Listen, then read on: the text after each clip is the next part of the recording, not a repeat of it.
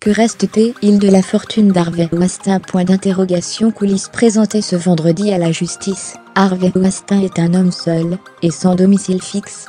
Depuis le début de l'affaire, le producteur déchu a en effet été contraint de se séparer de son impressionnant patrimoine immobilier, pour payer ses avocats.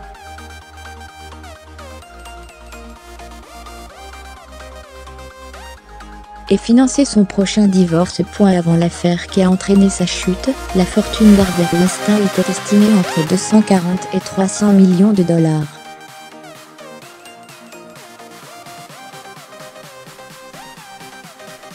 Difficile de savoir, aujourd'hui, ce qu'il en reste. Elle doit d'abord permettre d'éponger ses frais d'avocat, forcément élevés.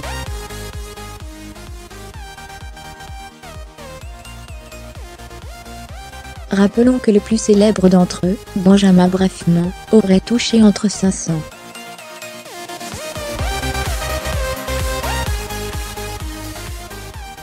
000 et 1 million de dollars pour défendre Dominique Strauss-Kahn en 2011. Puis il y a son retentissant divorce, pas encore finalisé.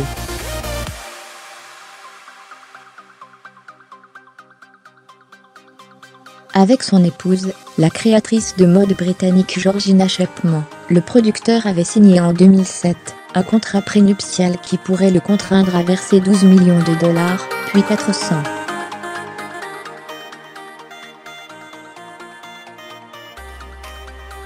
000 dollars de pension alimentaire par an. L'accord devrait être finalisé dans les prochaines semaines.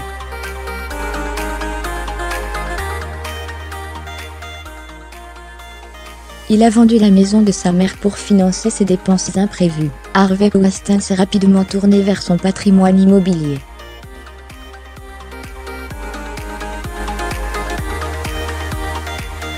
Dès l'automne, il vendait sa maison de Westport, dans le Connecticut, pour 1,65 million de dollars.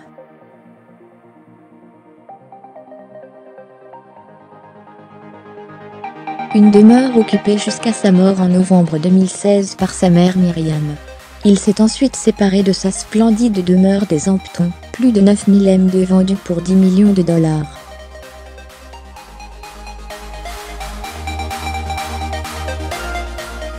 En février dernier, toujours à Westport, c'est une autre propriété en bord de mer, dont il se séparait pour 16 millions de dollars.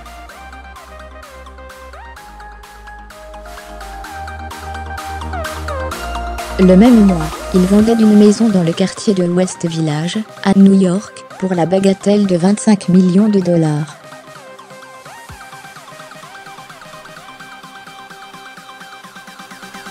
Mi-avril, enfin, il se délestait de sa propriété de West Hollywood, un cottage datant des années 1920, pour une somme estimée à 1,8 million de dollars.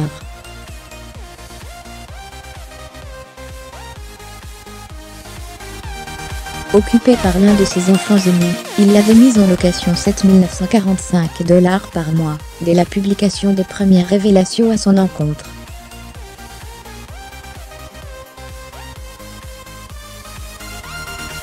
Pour renflouer les caisses, Harvey Weinstein ne pourra évidemment pas compter sur ses activités professionnelles.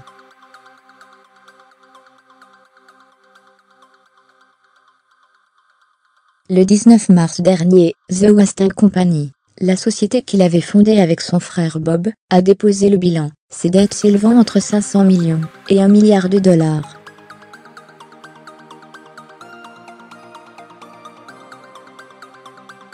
Après le retrait d'un premier groupe d'investisseurs, effrayés par un tel passif, un accord de reprise incluant une partie des actifs et des employés du studio, a été trouvé avec la société Lanterne Capital.